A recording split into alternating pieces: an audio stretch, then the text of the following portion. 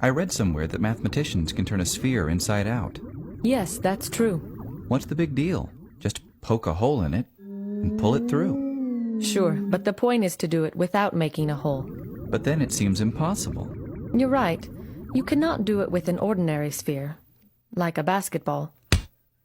You have to understand the rules of the game. This sphere is made of an abstract elastic material that can stretch and bend and pass through itself. But you cannot rip or puncture this material without destroying it, and you cannot crease it or bend it sharply. If the surface can pass through itself, what's the problem? Do you think allowing self-intersections makes it easy? Try it. I'll push the two halves right through each other. Be careful. What about that ring around the equator? Remember, you mustn't tear or crease it. Let me try again. That's no good either. You're pinching it infinitely tight. But then there's no way.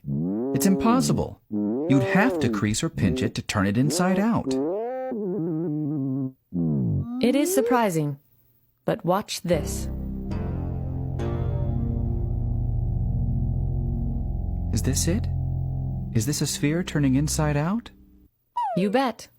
That wasn't easy to follow, was it? To figure out what's going on, let's look at something simpler. A circle. We'll build a vertical wall along the circle so that we can color the two sides differently.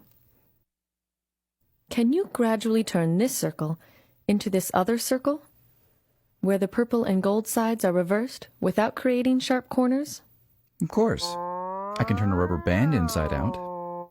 Remember, we're really trying to turn the circle inside out. We only built the wall so we could see the different sides.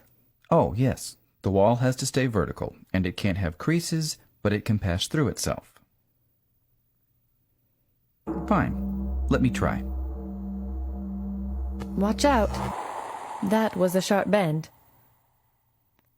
If we could make sharp bends in the material, we'd be able to turn any curve into any other by moving each point of the initial curve in a straight line toward a target point in the final curve.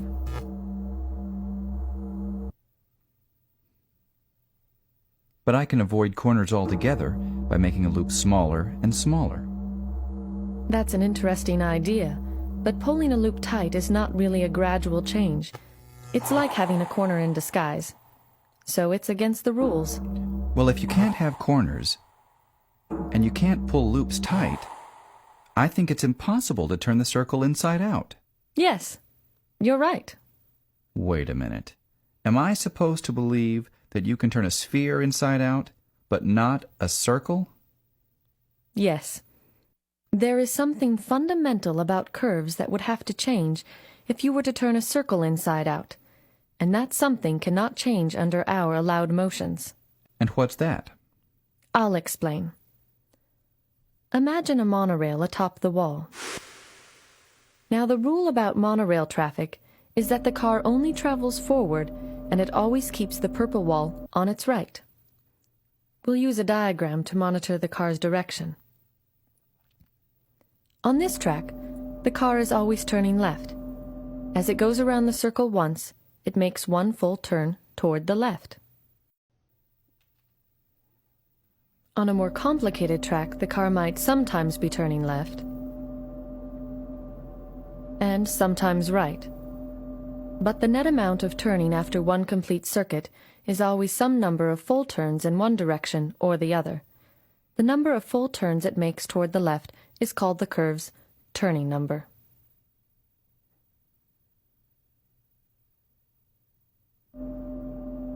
For a curve where there is more turning toward the right than toward the left, the turning number is negative. Hey, and if there's no net turning, the turning number is 0. Right. I had a hard time following the net turning for this winding track. That's natural, but there's another way to get the right answer. Find the spots where you're traveling in a particular direction, like due east. Let's see. Since we're looking from the south, that would be wherever the monorail is going toward our right, where we see the purple wall face on. Exactly. At some of these points, the track is curving away from us. Viewed from here, it looks like a smile. At these places, the car would be turning left. At others, the track looks like a frown. Curving toward us, at these points, the car would be turning right. The net number of full turns increases when the car passes a smile and decreases when it passes a frown. Starting at 0. 1, 2, 3, 4, 3, 2, and we finish with 3. The turning number is the number of smiles minus the number of frowns. I see. The turning number measures happiness. If you insist. Now, the nice thing about the turning number is that it remains the same when a curve changes according to our rules. Frowns and smiles can appear or disappear, but only in pairs that balance out. The number of smiles minus the number of frowns never changes. So a curve can only turn into another curve with the same turning number. Right. The turning number is the fundamental property I mentioned before. Now, what's the turning number for the two circles? This one has one smile and no frowns, so the turning number is 1. And if the goal is outside, one frown and no smiles, -1. It makes sense. On one curve, you're turning left all the time. On the other, it's the opposite. Good. So the reason you cannot turn a circle inside out Is that would change the turning number. But wait, doesn't the same argument prove that you can't turn a sphere inside out? This sphere has a three-dimensional smile, and this one has a three-dimensional frown. So they have different turning numbers. Not quite. Your analogy is good, but to make it complete, we must look at a general surface and consider all the points where it is horizontal and gold is on top. We'll draw horizontal stripes to make these points easier to locate. Smiles are like bowls, curving up. Frowns are like domes, curving down. But there are other points where the surface is horizontal that are neither bowls nor domes. They are saddles and look like smiles from one direction and frowns from another. Near a bowl or a dome, the horizontal stripes form rings. Near a saddle, they form an X. But how does that change anything? Spheres don't have saddles. But the point is how these features interact. Look, a dome and a saddle can come together and cancel out. Likewise, a bowl and a saddle can cancel out. But bowls and domes, like electrical charges of the same sign, normally don't get near each other. The unchanging number for surfaces, then, is this. Add domes and bowls and subtract saddles. This number is 1 for the sphere no matter which face is out. Okay, I'm willing to believe that turning numbers don't prevent the sphere from turning inside out as they do the circle, but that doesn't mean you can actually do it. We'll get to that. I know it's hard to see. Steve Smale proved it was possible in theory in 1957, but it took 7 years before Arnold Shapiro found a practical way to do it.